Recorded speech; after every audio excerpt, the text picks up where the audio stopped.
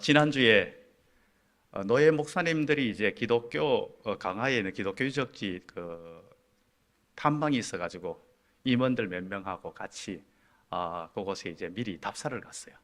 답사를 쫙 이제 가야 될 곳을 다 돌아보고 난 후에 교동도도 한번 가는 게 좋겠다 그래가지고 교동도 이제 구룡시장도 이제 갔어요. 구룡시장이 뭔가 하면 6.25 때에 이 잠시 몇 달만 피신해서 오자 해가지고 제일 가까운 거리거든요. 2.5km예요. 2.5km.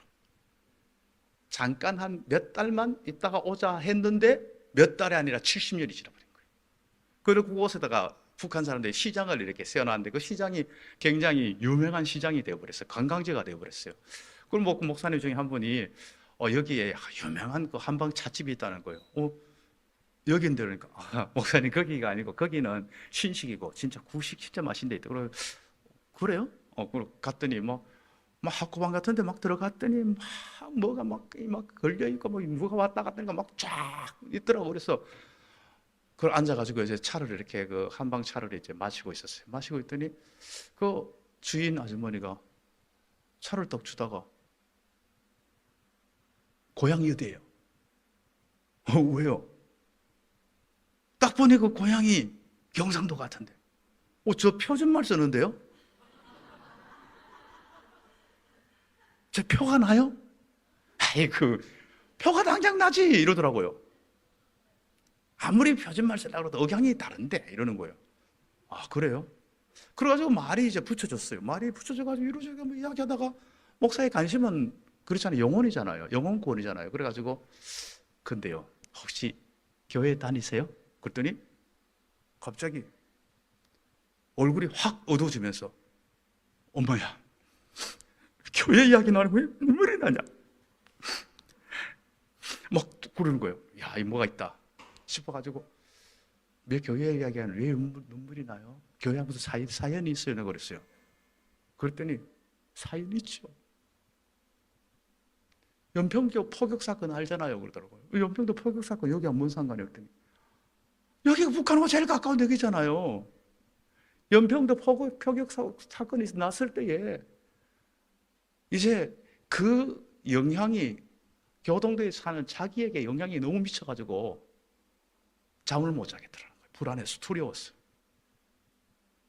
제일 가까운 이곳이 무슨 일이 날지 불안해 못 견디겠, 두려워 못 견디겠더라는 거예요.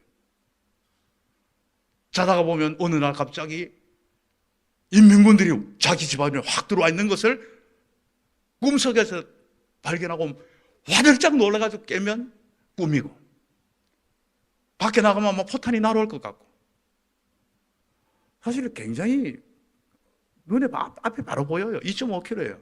이틀 전에 교동도에서 걸어서 한 명이 지금 현재 기순했어요. 여러분 알아요? 바로 이틀 전에요. 그게 물이 쫙 빠지고 나면요, 그 한강 하구 쪽에서 막 걸어서 쫓아올 수 있는 정도예요.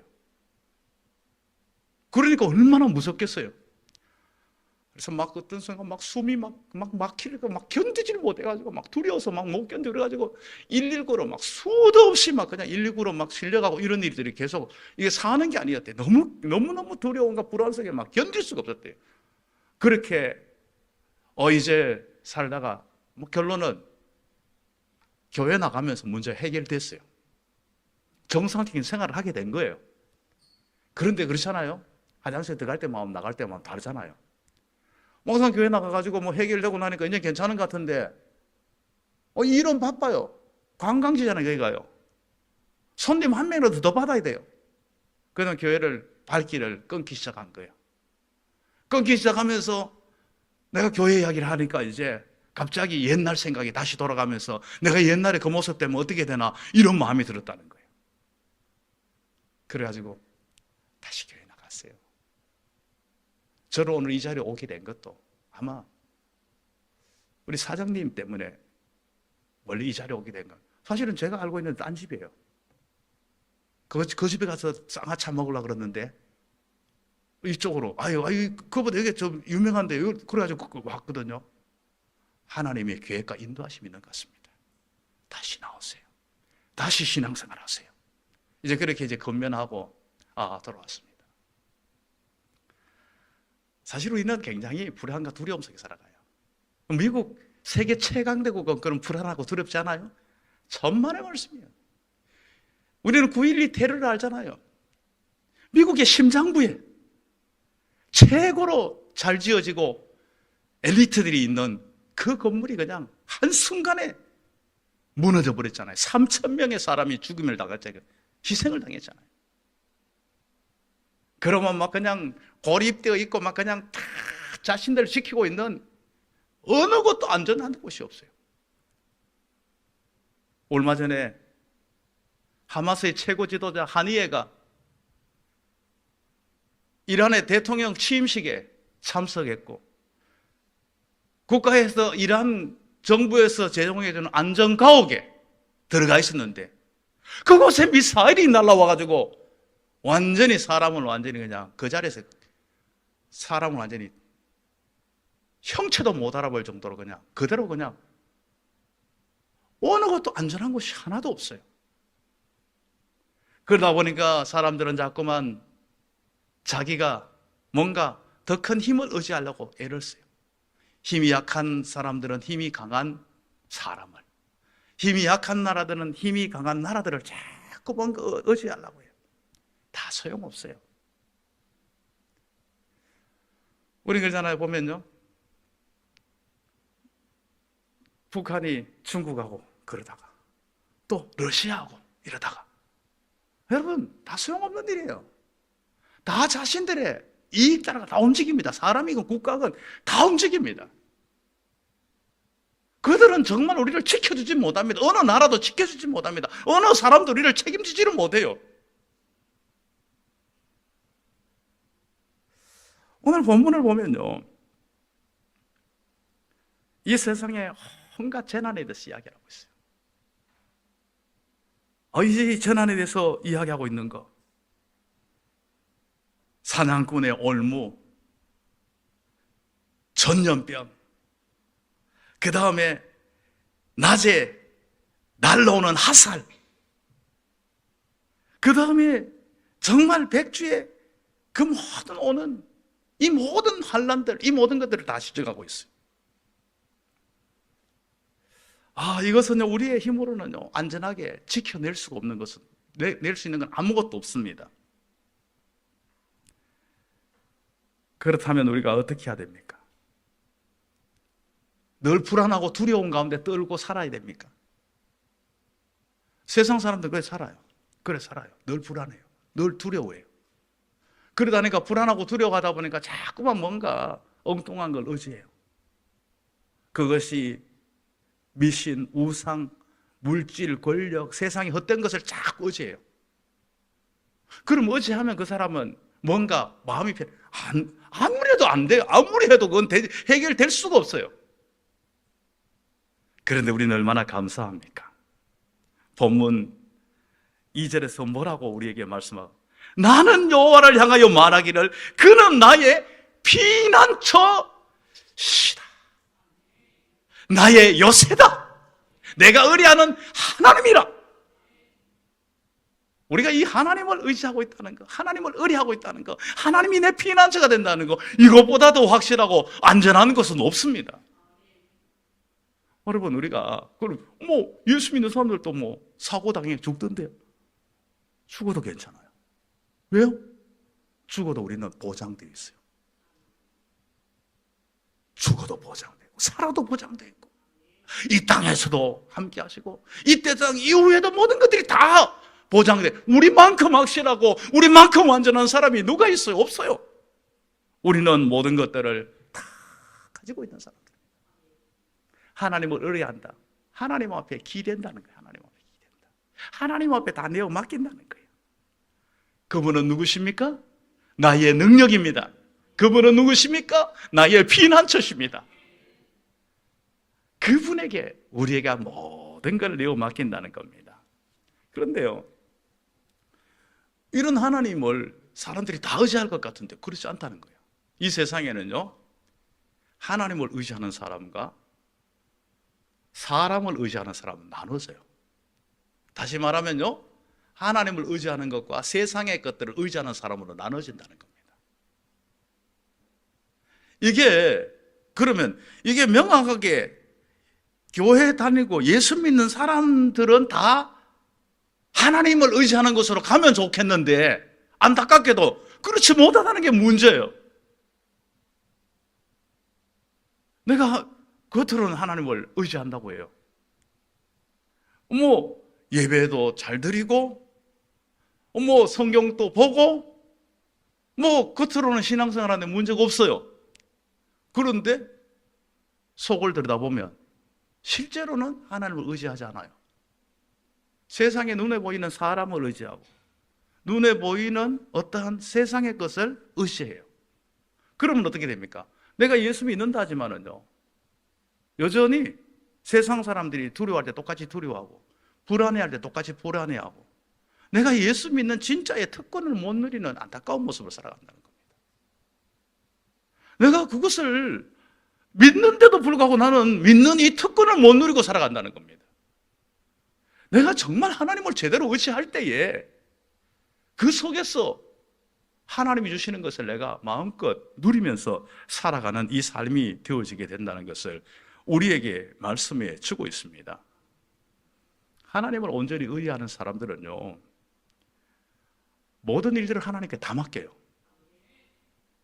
그렇기 때문에 어떤 상황 속에서도 흔들리지 않고 어떤 상황 속에도 평안을 누리는 삶을 살아가게 됩니다. 그러니까 우리가 하나님을 의지한다고 해가지고 우리는 아무 일 안 당하는 사람들이 아니에요. 하나님을 의지하지만은 세상에 어떠한 일을 당해요. 자, 여러분 보세요.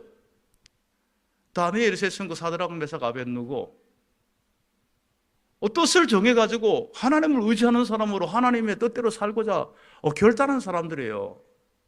젊은 청년들이 그래서 사는 거 얼마나 멋있어요. 그러면요, 이들은 아무런 어려움을 안 당해야 되는데 이렇게 믿음으로 살려고 결단한 이들에게 어떤 일이 당합니까?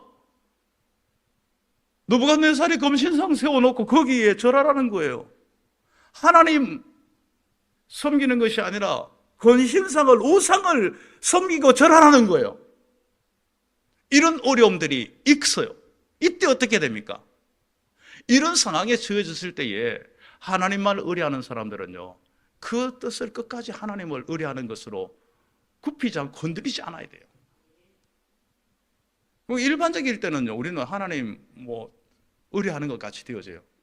이게 막 목숨이 왔다 갔다 하고 내 막 모든 것들이 완전히 이 끝장날 것 같은 순간이 되면요, 사람은 입장이 달라져 버려요. 그런데 어떻게 됩니까? 그 입장이 꼭 변함없이 그대로 그냥 지켜지고 있어요. 느부갓네살이 이야기할 때에 절대로 거기에 절할 수 없습니다. 다시 말하면 거기 의지하지 않겠습니다. 거기는 내 의뢰의 대상이 아닙니다. 내 의뢰의 대상 하나님입니다. 이걸 분명하게 이야기하고 있는 거예요.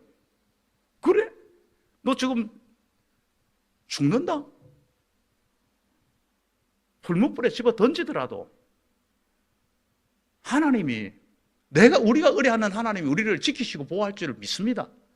이 믿음을 가지고 있어요. 그리고 또 단서가 달려, 그리 아니하실지라도 상관없다는 겁니다. 끝까지 하나님 의지하겠다는 겁니다. 그래서 어떻게 합니까? 하나님이 끝까지 책임져 주는 거예요. 그런데 우리는 어때요? 보통의 경우에 하나님이 개입하기 전에 내가 먼저 개입하지 못할 정도로 가버려요. 개입하려고 그러면 오는 새우 딴 데 가버려 있어요. 하나님이 개입할 때까지 우리는 끝까지 그 자리를 지켜야 돼요. 하나님 의뢰하는 자리를 지키는 게 중요하다는 걸 우리는 분명히 알아야 된다는 겁니다. 하나님을 의뢰하는 사람은요, 어떤 상황, 어떤 일 속에서도요, 비관하거나 포기하지 않아요. 그 하나님을 의뢰하는 사람들은 어떤 사람들이 되느냐? 예레미야 17장 이렇게 말씀을 하고 있어요. 하나님을 의뢰하는 사람, 무릇 여호와를 의지하며 여호와를 의뢰하는 그 사람은 복을 받을 것이라. 어떤 복을 받는다고요? 물가에 심어진 나무가 그 뿌리를 강변에 뻗치고 더위가 올지라도 두려워하지 아니하며 그 입이 청청하며 가무는 해도 걱정이 없고 결실이 거치지 아니함 같으리라. 할렐루야. 하나님을 의뢰하는 사람들에게 이러한 놀라운 약속이 우리에게 주어져 있음을 우리는 잊지 말아야 한다는 겁니다. 우리는 하나님을 의뢰하는 거 이건요. 우리 말처럼 지금 이렇게 듣는 것처럼 쉬운 건 아니에요. 막상 현실에 부딪히면요, 우리의 경험이 앞서 나가고요. 눈에 보이는 사람이 커 보이고요. 물질이 모든 해결책일 것 같아요. 권력이 이 모든 문제를 해결해 줄 것 같이 보여요. 우리는 그 순간에 끝까지 하나님을 의뢰하는 것. 이것은 매 순간 지극히 작은 일 속에서도 훈련되어진 사람만이 되어지는 것이지, 내가 그 순간 되면 내가 하겠다 아니에요. 내가 지극히 작은 것에서 매 순간에 훈련되어진 사람만이 할 수 있는 것이라는 것을 우리는 잊지 말아야 된다는 겁니다. 우리의 삶 속에요, 많은 어려움들이 하나님을 온전히 의뢰하지 못하게 하는 여러 가지 것들이 있어요. 우리에게는 오늘 본문에 나오잖아요. 사냥꾼의 올무가 있어요. 사냥꾼의 올무. 사단은 우리를 넘어뜨리려고 늘 항상 덫을 놓고 있어요. 올무를 놓고 있어요. 올무가 나와 있는데 올무가 논지를 어디인지 알면야 걸리겠습니까? 짐승들이 돌아다니는데 올무가 있는지도 모르고 밟았는데 그게 그냥 자기의 그 발목을 그냥 꽉 메어가지고 더 이상 꼼짝달싹 못하게 만드는 그런 것들이 우리에게 있다는 겁니다. 이러한 올무가 많은 이러한 세상 속에서, 사단이 우리를 넘어뜨리려고 하는 이러한 세상 속에서 끝까지 하나님을 의뢰하는 자는 하나님이 그 속에서 지켜주신다고 말씀하고 있다는 겁니다. 우리는 다니엘 세 친구 이야기 나눴었는데요, 다니엘도 마찬가지 아니에요? 다니엘이 정말 하나님을 향해서 하나님을 의뢰하겠다고 하나님 앞에 기도하고 하나님 앞에 모든 걸 내어 맡기며 하나님의 뜻을 구하고 있는 이 모습을 이제 시기하는 신하들이, 이 다리오의 신하들이 올무를 놓아가 빠뜨리는 거 다니엘은 알고 있어요. 알고 있으면서도 하나님을 의뢰하는 그것을 포기하지 않는 건 무엇입니까? 그 너희들 올무 백날 놔봐라. 그 올무에서 하나님은 나를 건지신다. 이런 믿음이 있었던 거예요. 안 그렇다면 얼마든지 타협하죠. 하나님 저 알죠? 저 하나님 의지하는 거 알죠? 저것들 올무를 놓은 것들이에요. 저것들이요. 내가 저기에 빠지면 내가 어리석은 거죠. 하나님, 내가 요 순간만 내가 싹 피했다가 그러고 난 후에 그렇게 할게요. 굉장히 우리가 생각할 지혜롭게 느껴져요. 굉장히 현명하게 느껴져요. 그러나 이 저변에는요, 내가 하나님을 의지하는가, 세상의 환경에 굴복하고 타협하는가, 이 차이가 나버리는 거예요. 끝까지 알면서도 끝까지 했을 때 어떻게 됩니까? 결과는 사자굴을 피하지 못했어요. 사자굴에 던져지는 거예요. 던져졌을 때 어떻게 합니까? 하나님께서 사자의 입마저도 막을 수 있다는 것을 보여주고 있는 거예요. 다니엘을 통해 가지고요. 사자의 입마저도 막을 수 있다는 거예요. 그걸 보여주는 거예요. 우리는 그걸 알아야 돼요.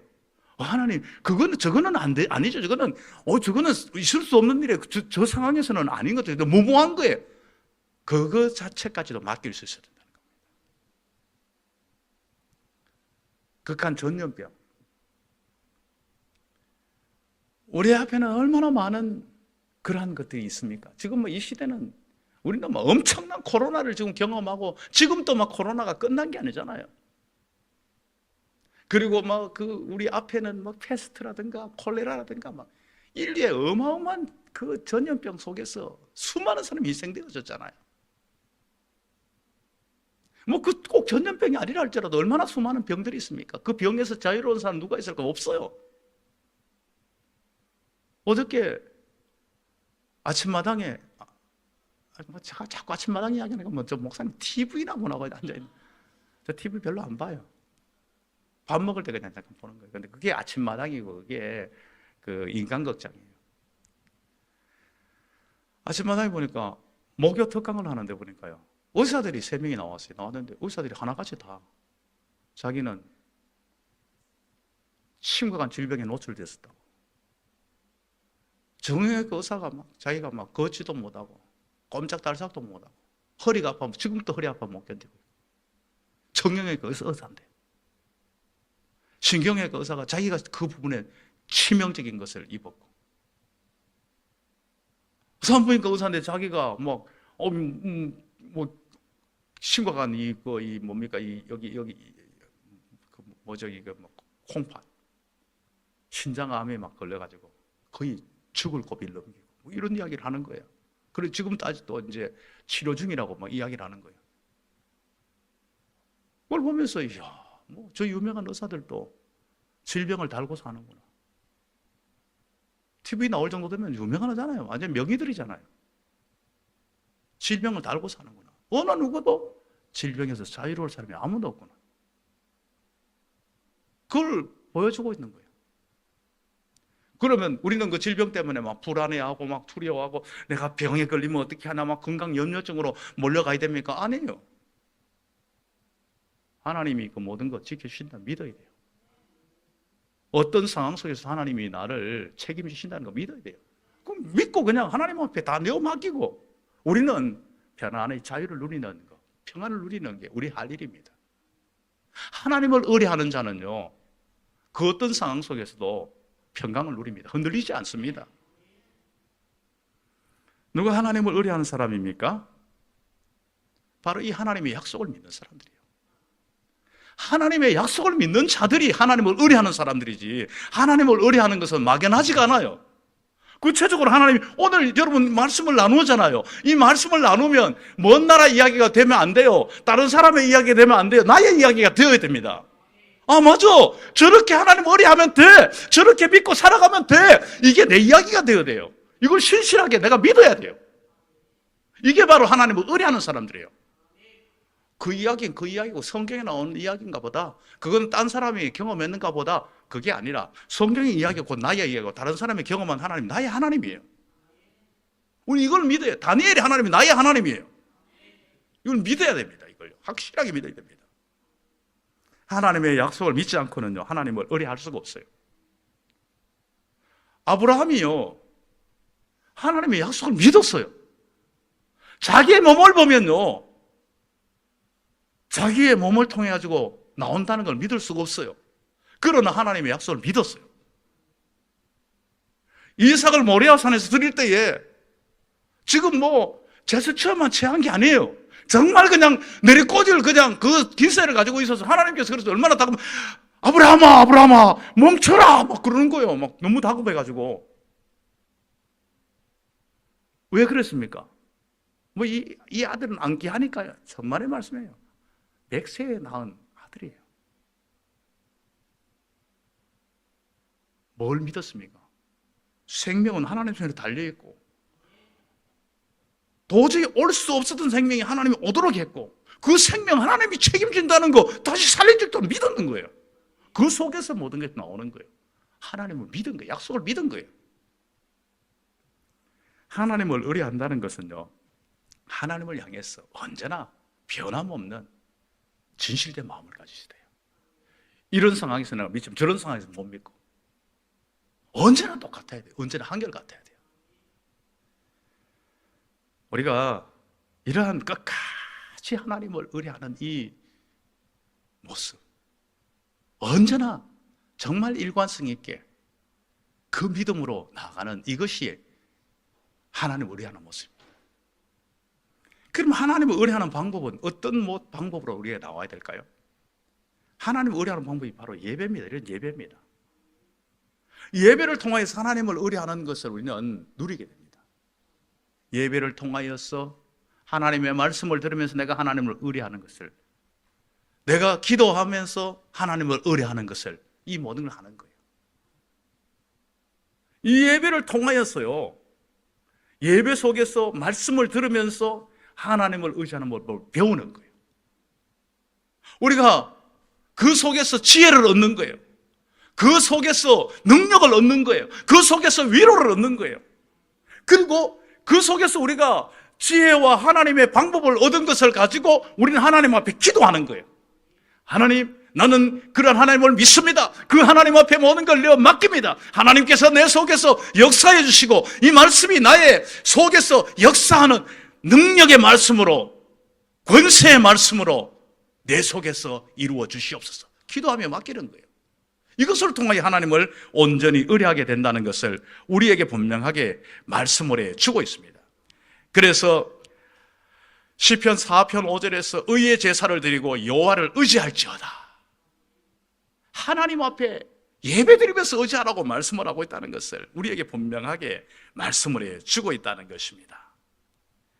시편 16편 1절에서는 하나님이여 나를 지켜주소서 내가 죽게 피하나이다, 기도하면서 이렇게 하나님 앞에 모든 걸 내어 맡기는 거예요. 하나님은 어떻게 우리를 보호하신다는 겁니까? 그 깃으로, 4절에서요, 4절에서 그 깃으로 우리를 보호해 주신다는 겁니다. 덮으신다는 겁니다. 그 깃으로 우리를 덮으신다. 하나님이 덮으면요 문제될 것 없어요. 여러분, 문제가 커 보입니까? 하나님은 그 문제보다 훨씬 더 크세요. 온 세상의 모든 걸 다 덮을 수 있는 분이 하나님이에요. 하나님이 덮으시면요 어떤 것도 문제가 될 수 없어요. 우리는 그러잖아요. 어떨 땐 보면요,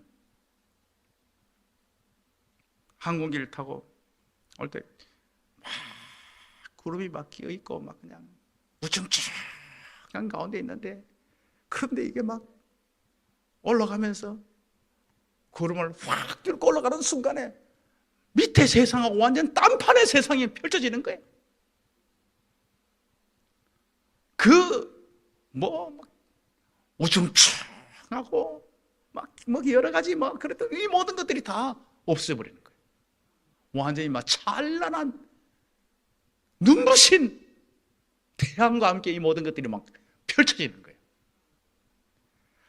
하나님을 의뢰하는 삶, 하나님이 덮으시면요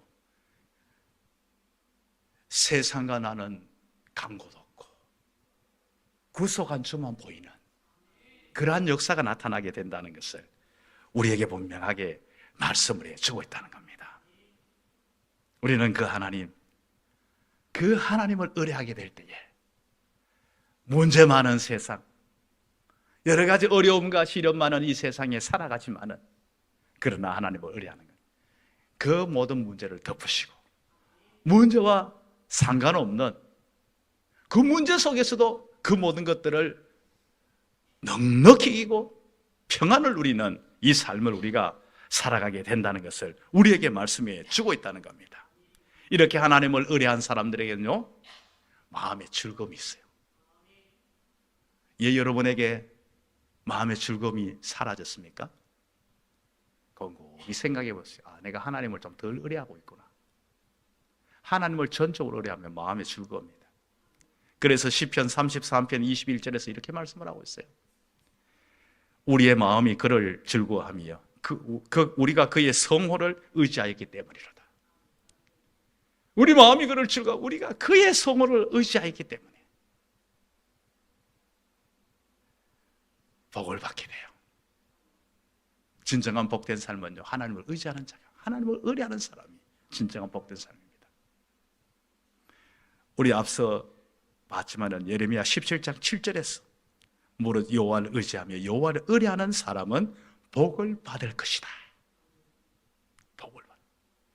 시냇가에 심은 나무와 같다. 여러분, 시냇가에 심은 나무, 이 배경을 알아야 돼요.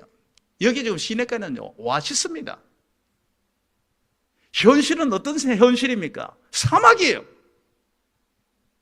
사막의 현실이지만은 하나님을 의뢰한 사람은 사막 가운데 있는 오아시스가에 심은 나무가 돼요. 그래서 세상 사람들은요 푹 쓰러지는 거예요.